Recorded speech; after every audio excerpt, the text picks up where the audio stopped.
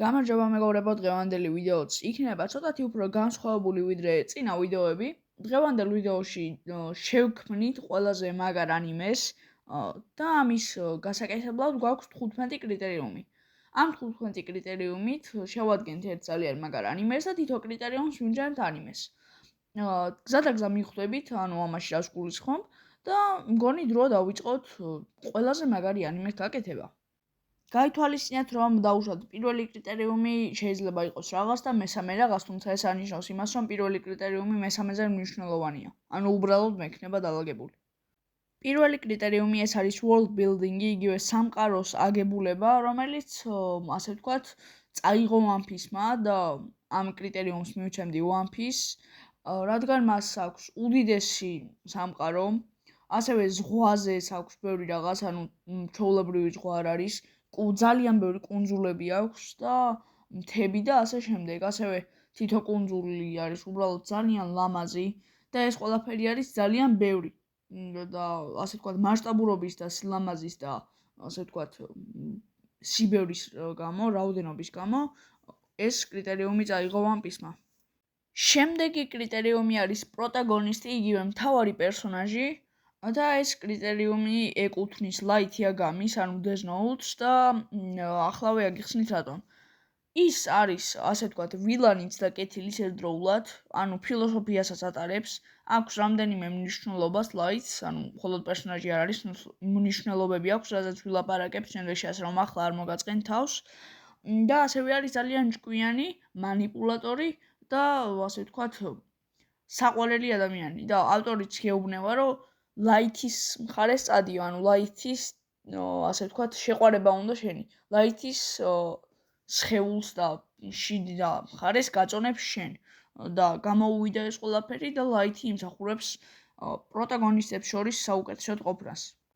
გაითვალისწინეთ, რომ ეს არის, რა თქმა უნდა, ჩემი სუბიექტური აზრი და არა ობიექტური ჭეშმარიტება. უბრალოდ ეს ჩემ აზრს გამოვხატავ ამ ვიდეოს საშუალებით. YouTube-ი სწორედ ამისთვის არის შექმნილი, ასე რომ მეც YouTube-ს ვიყენებ და რითაც არის შექმნილი, იმას ვაკეთებ. შემდეგი კრიტერიუმი, ანუ მესამე კრიტერიუმი იქნება დუეტერაგონისტი, ანუ იგივე მეორე მთავარი პერსონაჟი, რომელიც ეკუთვნის L-ს, ზუსტად ისეთი დონის პერსონაჟი, როგორიც არის Light-ი. ანუ ეს მთლიანი ანიმე არის სასწაული. და ეს ორი პერსონაჟი არის ამ სასწაულ ანიმეში კიდევ სასწაული პერსონაჟები. ლავლიეტიც იგივე ელის და Death Note-ის მთავარი პერსონაჟი Light Yagami-ც. ანუ ელიც არის ძალიან ჭკვიანი, ყველაფერი აქვს რაც Light-ს, თუმცა უბრალოდ ვიზუალური მხარით ჩამორჩება და ეს დიდი არაფერია პერსონაჟებს შორის. ასევე ატარებს ფილოსოფიას, მე მაპატიეთ ამ შეცდომისთვის. და ელიც იმსახურებს, ასე ვთქვათ, მეორე ყველაზე მთავარ პერსონაჟებს შორის საუკეთესოდ ყოფნას. მეოთხე კრიტერიუმი არის ტრიოტერაგონისტი, ანუ მესამე ყველაზე მთავარი პერსონაჟი და ბევრს ეგეგონათ ალბათ ყოველ შემთხვევაში, რომ მივცემდი Sanji-ს, თუმცა თუ ავიღებთ ყველა ანიმეს და არა მხოლოდ Big Sam-ს, რა თქმა უნდა, მივცემდი მაშინ მონადირეზე მონადირიდან კურაპიკას, რომელიც ანუ არის ძალიან ჭკვიანი, თუ საჭიროა ემოციური ზოგ მომენტებში აქვს ძალიან კარგი backstory და ყველაფერი აქვს იმისთვის, რომ იყოს საუკეთესო მესამე პერსონაჟი მთელს ანიმეებს შორის.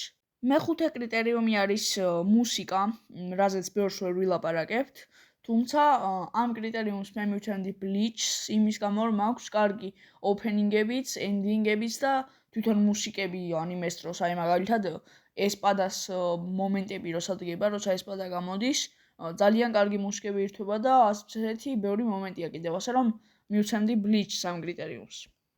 მეექვსე კრიტერიუმი არის ანიმაცია, ანუ ვიზუალური მხარე და ამას მივცემდი მე ანიმეს Fate Stay Night, ქართულად ითარგმნება როგორც ბედი დარჩი ღამე, ცოტა ცუდი თარგმანი აქვს, ქართულად ზუსტად არ ითარგმნება, თუმცა როგორც ითარგმნება, მე მოგაწოდეთ ინფორმაცია. ამ ანიმეს აქვს საოცარი ანიმაციაზე ვიტყოდი, რომ საუკეთესო ყველა ფერში, ყველანაირად, ასევე ვიზუალით, ანუ თვითონ პერსონაჟების ვიზუალი და ყველაფერი სამყაროსი არის ძალიან კარგი და ასევე ეფექტებიც აქვს იდეალური, ასე რომ ეს ანიმე იმსახურებს ვიზუალურ მხარეში ნომერ პირველად ყოფნას. შემდეგი და მეშვიდე კრიტერიუმი არის ისტორია და ისტორია არ შეგეშალოთ პერსონაჟების ისტორიაში. ეს ნიშნავს თუ მთელი ანიმე როგორ ვითარდება, ანუ როგორ დაიწყო, როგორ განვითარდა და სად დამთავრდა. ეს არის ისტორია. და ეს კრიტერიუმი მივეცი Attack on Titans, ანუ ტიტანებზე შეტევას, რადგან ყველაფრის შემდეგ ხდება როგორც უნდა იყოს. ჯერ იწყება, ასე ვთქვათ, დასაწყისით, სადაც არავინ არ ელოდება თუ კედელი როგორ ჩამოინგრევა და ყველაფერი. შემდეგ მთავარ პერსონაჟს და კიდევ რამდენიმე პერსონაჟს მოუნდება, რომ ესეთი ტრაგედია აღარ განმეორდეს და ჯარისკაცები გახდებიან.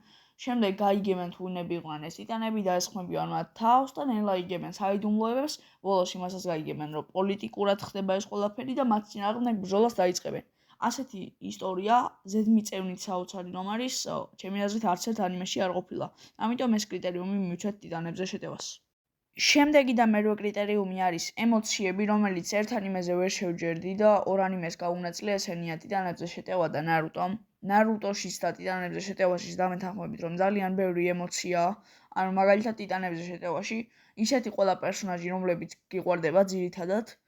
ესენია ერენი, ერვინი, საერთოდ რა ვიცი, აი ძალიან ბევრი პერსონაჟი, ჰანჯი, საშა, ძალიან ბევრი პერსონაჟი კვდება და მათზე უმეტესად ტირილს იწყებ ყოველ შემთხვევაში. ფლოჩიც ძალიან მაგარი პერსონაჟი იყო და ასე შემდეგ, ანუ ვიღაც პერსონაჟებს გაყვარებენ და შემდეგ კლავენ და ამაზე ემოციური სცენები არ არსებობს თითქმის არც ერთ ანიმეში. და ნარუტოშიც იგივეა.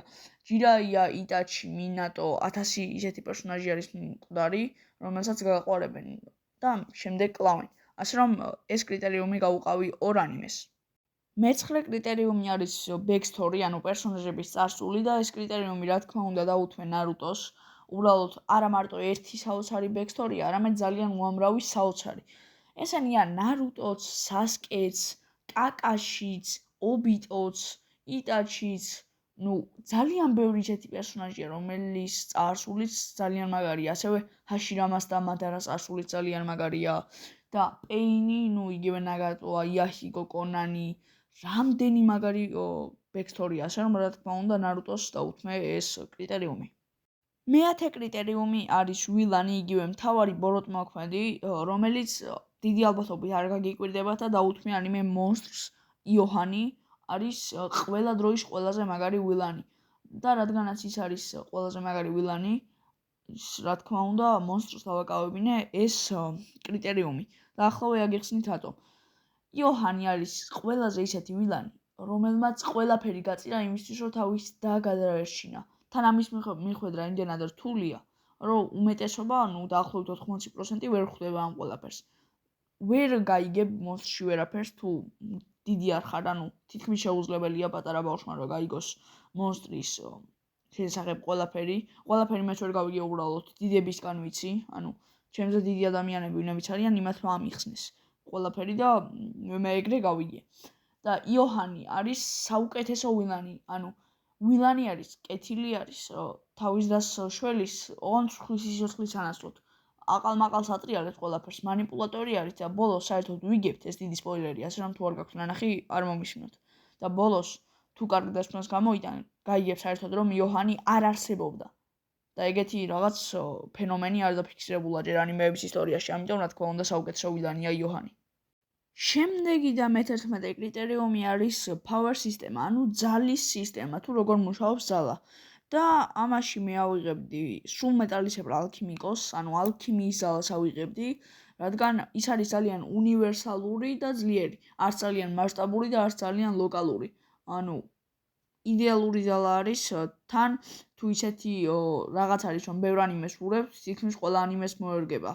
მაგალითად, ნარუტოს მოერგება, იმიტომ რომ მიიცედას მიწას აკონტროლებენ წყალს ასე შემდეგ და ალქიმიაც იგივე საკეთებს.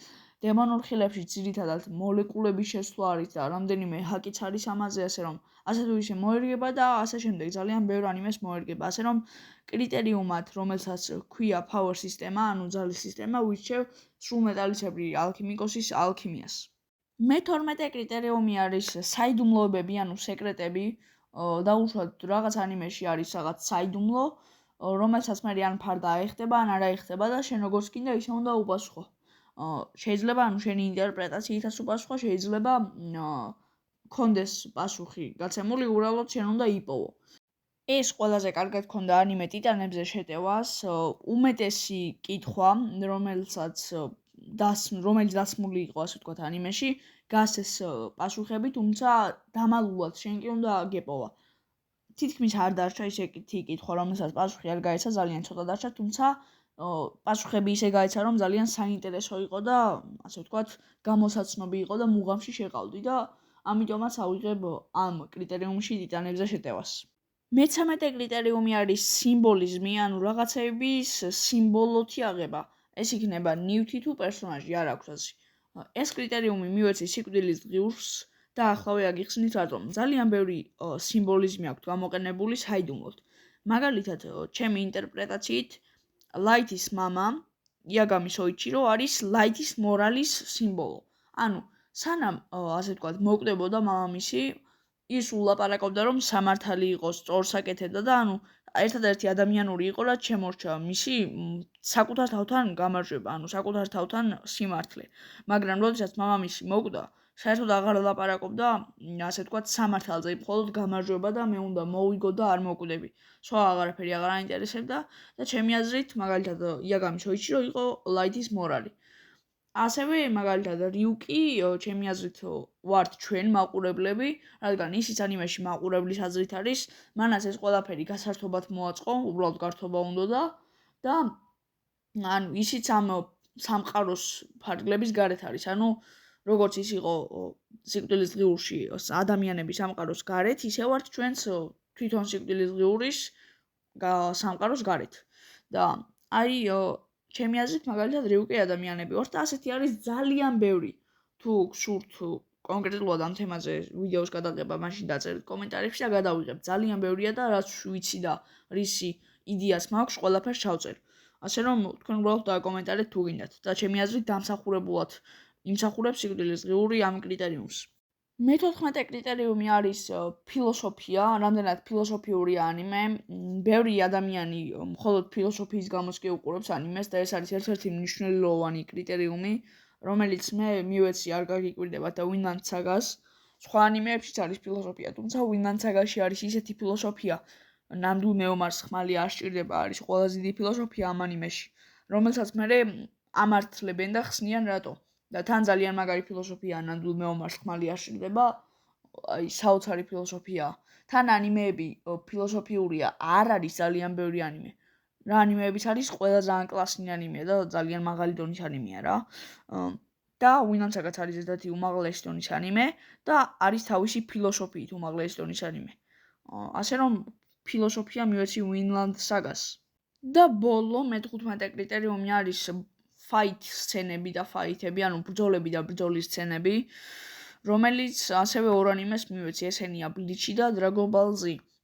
Dragon Ball Z-ში არის უფრო მასშტაბური და დამანგრეველი ბრძოლები, ბლიჩიც არის დამანგრეველი ბრძოლები და მასშტაბური, თუმცა ისე არა.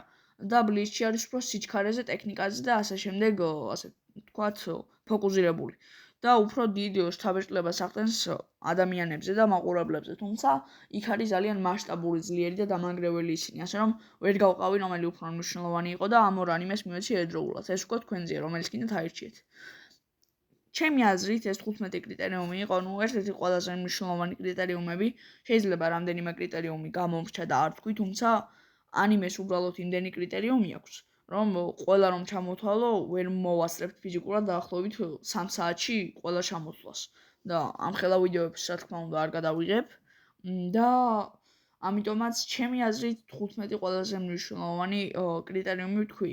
თუ თქვენ სხვანაირად ფიქრობთ ამ შემთხვევაში დაწერეთ კომენტარებში და აუცილებლად ან გავითვალისწინებ, ან გიპასუხებთ კომენტარზე და ეს ვიდეო უკვე დასასრულს მივუახლოვდა. ჩვენ შევქმნით ყველაზე მაგარი ანიმე, ჩემი აზრით ყოველ შემთხვევაში და ეს ვიდეო თუ მოგეწონათ და თუ აქამდე უყურეთ, დალაიქეთ, ხოლო თუ გინდათ რომ არ გამოტოვოთ მსგავსი და განსხვავებული ტიპის ვიდეოებიც, გამოიწერეთ არხი და გააქტიურეთ ზარის ღილაკი. შევხვდებით მომავალ ვიდეოში. ნახვამდის.